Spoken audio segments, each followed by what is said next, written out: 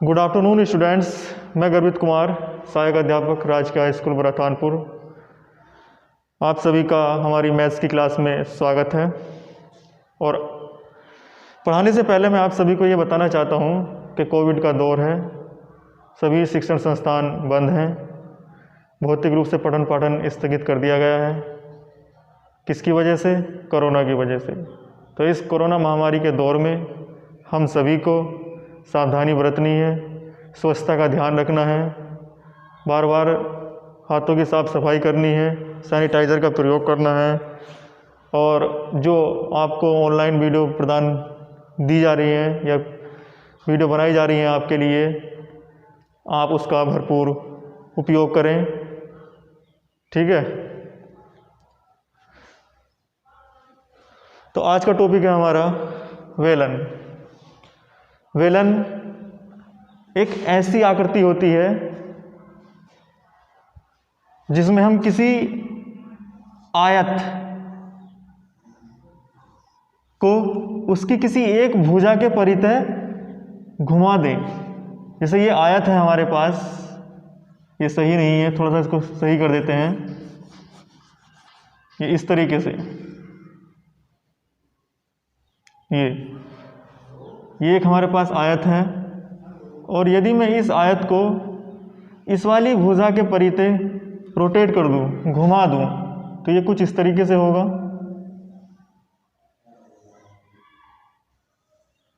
ठीक है। तो ये जो सिरे हो जाएंगे ये इस तरीके से वृत्ताकार बन जाएंगे।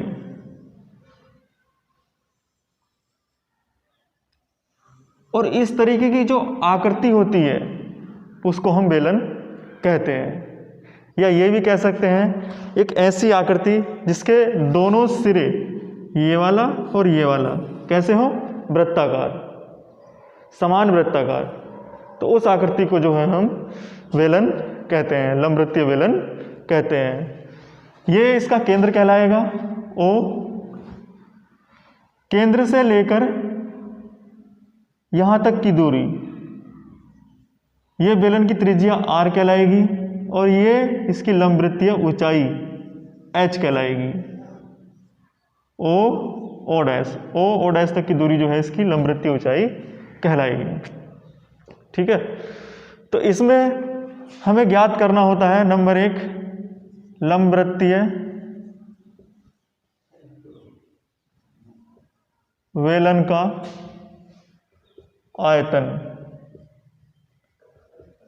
तो लंबवृत्तीय बेलन का आयतन होता है पाई r स्क्वायर h, या हम इसको ऐसे भी कह सकते हैं पाई r स्क्वायर जो होता है वो आधार का क्षेत्रफल होता है, आधार का क्षेत्रफल।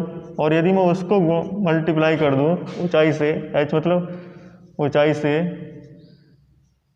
ठीक है, तो लंबवृत्तीय बेलन का क्षेत्रफल होता है पाई r स्क्वायर h, या हम उसको कह सकते हैं आधार का क्षेत्रफल गुणा ऊंचाई। आधार का क्षेत्रफल, आधार कैसा है? आयताकार। आयत की लंबाई चौड़ाई, लंबाई गुणा चौड़ाई और गुणा ऊंचाई से यदि मल्टीप्लाई कर दें तो वो बन जाता है हमारा आयतन। दूसरी बात, लंबवृत्तीय बेलन का वक्रपृष्ठ। वक्रपृष्ठ होता है इसकी जो ये बाहर की सतह होती है, बाहरी सरफेस, ये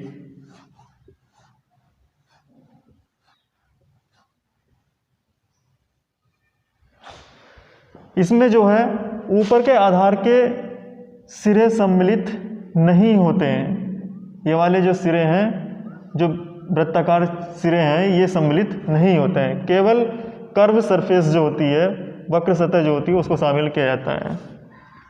तो वक्रपृष्ठ होता है 2 पाई r h। मतलब यदि मैं परिधि को ऊंचाई से गुणा कर दूं, परिधि को ऊंचाई से गुणा कर दें तो वो बन जाता है वक्रपृष्ठ। ठीक है, यहाँ तक क्लियर। तीसरा है संपूर्ण पृष्ठ। संपूर्ण पृष्ठ होता है यदि मैं इस वक्र पृष्ठ के साथ साथ ये ऊपर के दोनों सिरों का क्षेत्रफल भी शामिल कर दूं तो वो बन जाएगा संपूर्ण पृष्ठ। मतलब वक्र पृष्ठ प्लस दोनों सिरों का क्षेत्रफल।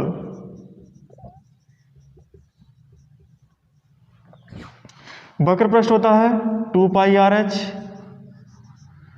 प्लस दोनों सिरों का क्षेत्रफल। दोनों सिरे जो हैं ये वाला और ये वाला वृत्ताकार है, और वृत्त का क्षेत्रफल होता है पाई आर स्क्वायर, और चूंकि हमारे पास सिरे 2 हैं तो 2 पाई आर स्क्वायर। अब यदि मैं 2 पाई आर कॉमन ले लूँ तो यहाँ पर बचेगा h प्लस यहाँ पर बचेगा r, तो 2 पाई r ब्रैकेट में r प्लस h, ये कहलाएगा लंबवृत्तीय बेलन का वक्र पृष्ठ। ठीक है, तो इस टॉपिक में हमको सिर्फ आयतन ज्ञात करना है पाई आर स्क्वायर एच, वक्र पृष्ठ ज्ञात करना है 2 पाई आर एच, और दोनों मतलब संपूर्ण पृष्ठ ज्ञात करना है 2 पाई आर ब्रैकेट में h प्लस r। ये आयतन है, तो आयतन का जो मात्रक होता है वो घन मात्रक होता है, मतलब घन सेमी होगा तो सेमी और मीटर होगा तो मीटर, तो यहाँ पर हम घन मात्रक लिख देते हैं। वक्र पृष्ठ जो होता है वो वर्ग इकाई या वर्ग मात्रक होता है। वर्ग मात्रक, मात्रक का मतलब ये यहाँ पर ये है कि यदि लंबाई मीटर में होगी या चौड़ाई सेंटीमीटर में होगी तो उसको हम सेंटीमीटर में लिख देंगे, और मीटर में होगी तो मीटर में लिख देंगे। ये भी जो है संपूर्ण पृष्ठ वर्ग मीटर, वर्ग मात्रक, वर्ग मीटर या वर्ग सेंटीमीटर में होता है। ठीक है,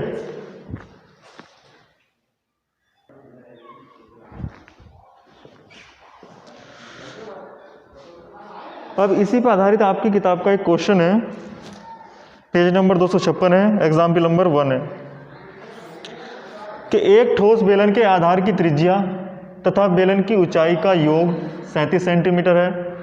यदि ठोस बेलन का कुल पृष्ठीय क्षेत्रफल 1628 वर्ग सेंटीमीटर हो तो बेलन का आयतन ज्ञात कीजिए। और हमको ये भी दिया गया है कि पाई का जो मान है वो 22/7 है। तो यहाँ पर एक बेलन है,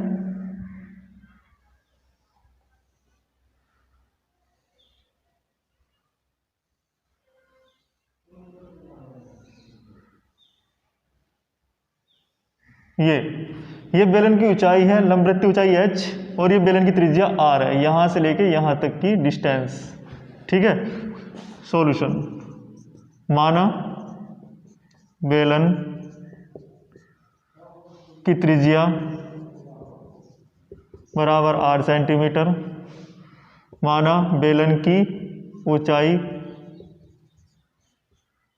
बराबर h सेंटीमीटर। ठीक है, प्रश्नानुसार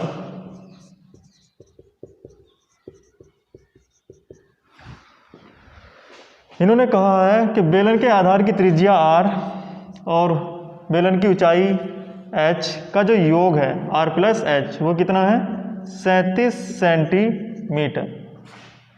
यदि ठोस बेलन का कुल पृष्ठीय क्षेत्रफल, कुल पृष्ठीय क्षेत्रफल कितना दिया है 1628 वर्ग सेंटीमीटर। कुल पृष्ठीय क्षेत्रफल से मतलब यहाँ पर यह है कि संपूर्ण पृष्ठीय क्षेत्रफल।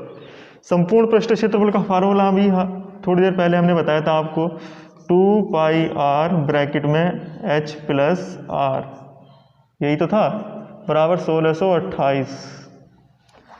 2 पाई का मान 22/7 आपको दिया ही गया है, r का मान नहीं पता है, लेकिन h प्लस r मतलब त्रिज्या और ऊंचाई का योग यह आपको दिया गया है 37 सेंटीमीटर बराबर 1628। ठीक है, अब हम इसको काटेंगे, विभाजित करेंगे। 22 से काटा हमने इसको, तो 11 का पहाड़ा पढ़ लेते हैं। 11 दूनी 22 और 11 एकन 11, बच्चे कितने 5 हो गया 52, 11 चौक 44, बच्चे कितने 8 हो गया 88, 11 अट्ठे 88। अब 2 से काट लेते हैं, 2 दूनी 2 सत्ते 14 और 2 चौक 8। अब इस 2 से काट लेते हैं, 2 तिया 6 और 2 सत्ते 14 और 37 से 37 विभाजित हो गया। तो r/7 बराबर इधर बचा हमारे पास 1, इसके बटे में 1 माना और क्रॉस मल्टीप्लाई की, r बराबर 7 सेंटीमीटर। चूँकि हमको दिया गया है r+h बराबर, यहाँ पर लिख देते हैं, हमको दिया गया है r+h बराबर 37, ये r+h बराबर 37 सेंटीमीटर, और r का मान अभी भी हमने ज्ञात किया है 7, तो r की जगह यहाँ पर 7 रख देंगे। 7+h बराबर 37, h बराबर आ जाएगा 37 और ये 7 इधर माइनस में, h बराबर आ जाएगा 30 सेंटीमीटर। अब हमारे पास बेलन की त्रिज्या भी आ गई, ऊंचाई भी आ गई, ठीक है। तो अब जो है हम बेलन का आयतन ज्ञात करेंगे, क्योंकि हमसे सवाल में पूछा गया है बेलन का आयतन ज्ञात कीजिए। तो बेलन का आयतन, बेलन का आयतन का फार्मूला होता है πr²h। पाई का मान 22/7, r का मान अभी अभी हमने ज्ञात किया था 7 का वर्ग, h का मान 30। तो 22/7 और 7 की घात 2 है तो इसको 2 बार लिख लेंगे, 7 × 7 × 30, 1 7 से 1 7 कैंसिल, 22 7 154 × 30, 0 3 चौक 12 का 2 हासिल लगा 1, 15 45 और 1 46, इतने सेमी की घात 3, ये हमारा बेलन का आयतन आ गया। तो सबसे पहले हमने क्या करा, सबसे पहले हमने बेलन की त्रिज्या ज्ञात की, बेलन की ऊंचाई ज्ञात की, और फिर हमने उसका आयतन फाइंड कर लिया। ठीक है, सवाल समझ में आया। नेक्स्ट क्वेश्चन है हमारे पास, एक आयताकार कागज के टुकड़े की लंबाई 44 सेंटीमीटर है और चौड़ाई 18 सेंटीमीटर है। लंबाई की ओर मोड़कर इससे एक बेलन बनाया जाता है। बेलन का आयतन ज्ञात करना है। तो बेलन का आयतन ज्ञात करने के लिए हमको बेलन की त्रिज्या चाहिए, बेलन की ऊंचाई चाहिए, तभी हम उसका आयतन ज्ञात कर सकते हैं। बेलन के आयतन का फार्मूला क्या होता है, πr²h। ठीक है, पाई का मान हम जानते हैं 22/7, r का मान हमको नहीं पता, ना h का मान पता है। तो एक आयताकार कागज का टुकड़ा लेना है। मान लीजिए आयताकार कागज का जो टुकड़ा होगा वो इस तरीके का होगा। ठीक है, अब इसकी लंबाई कितनी है, लंबाई मान लेते हैं हम ये 44 सेंटीमीटर है। चौड़ाई ये मान लेते हैं, चौड़ाई जो है ये 18 सेंटीमीटर है। अब इसको जो है हमें लंबाई की ओर मोड़कर, इसको जो है हमें लंबाई की ओर मोड़ना है। मान लीजिए हमारे पास एक आयताकार कागज का टुकड़ा ये है इस तरीके का, और इसको जो है हमें लंबाई के परितः मोड़ना है। लंबाई ये है इसकी, तो जब हम इसके परितः किस तरीके से मोड़ेंगे, इसके परितः हम इस तरीके से मोड़ेंगे, इस तरीके से। तो ये जो 44 सेंटीमीटर लंबाई है वो इस तरीके से घूम के तो आ गई, और ये कहलाती है क्या, जो हमारी 44 सेंटीमीटर लंबाई है ये घूम के इस तरीके से आ गई, और ये कहलाएगी हमारी परिधि। 44 सेंटीमीटर जो है हमारी ये बन जाएगी बेलन की परिधि, मतलब वृत्त की परिधि। और जो ये 18 सेंटीमीटर है ये बन जाएगी हमारी ऊंचाई, बेलन की ऊंचाई। समझ में आया। तो कागज को लंबाई के परितः मोड़ने पर परिधि हो जाएगी हमारी 44 सेंटीमीटर और ऊंचाई हो जाएगी हमारी 18 सेंटीमीटर। परिधि क्या होती है? 2 पाई r होती है। 2 पाई का मान 22/7, r का मान पता नहीं, और 44, 22 दूनी 44 होते हैं।